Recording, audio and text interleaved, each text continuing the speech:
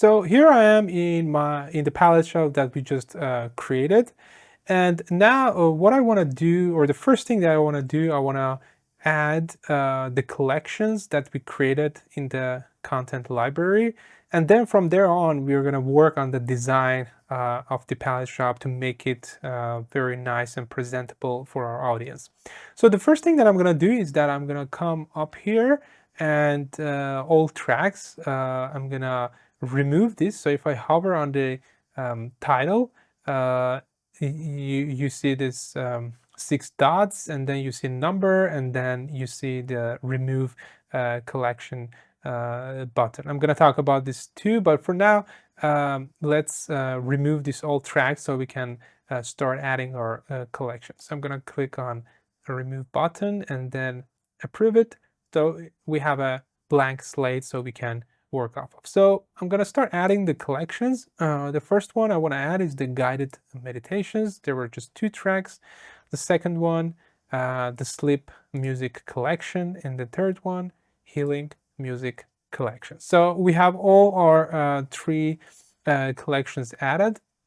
And as you can see, the titles are also here, which represent the same title we set in the content library. Just keep in mind that the title set on the collection is the one that's going to be reflected here. But obviously, you can change that at any time. If you go back to your content library, you change that, and you're gonna see that here as well. So the collections are there, and you can click on see all to see the actual collections, and then you can also click on each track to see the track page. So each palette shop has basically three layers. The home page layer, which is the main page. Then you have the collection page, which gives the user to browse the entire tracks in the collection and play them all.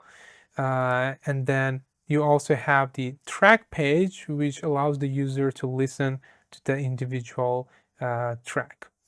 So I'm gonna go back here, and the first thing that I want to do, I want to change the order of the collection. So I want to actually move the healing music collection above a sleep music collection. So what I'm going to do, I'm going to hover my mouse on the title, and you see that same 6 dots trash icon and also these number.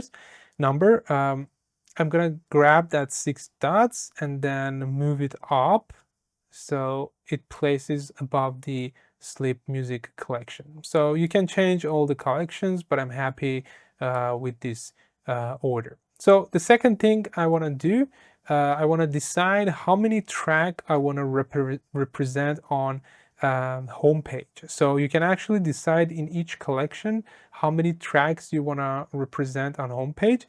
And that doesn't change the fact of how many tracks it is in the collection. So the number of tracks in the collection stay as is, but you can just decide how many tracks you want to present on the collection. And this is very important because if you have many tracks in your palette shop, you don't want to present all of them on the palette shop homepage, but you obviously your listeners can have access to all of them through the collection. So you can actually decide how many you want to show on your homepage of your shop. So here, let's say for the healing music collection, I will go. And by default, it's always set on 4, but here I want to do maybe 5. And then for the sleep music, I will do 6.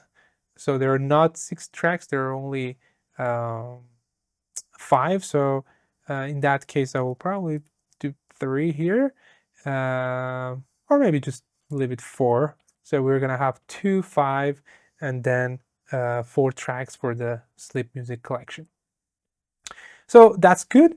The order is correct. The number of tracks I want to present, and here, yeah, we just have 2, so I'm gonna put 2.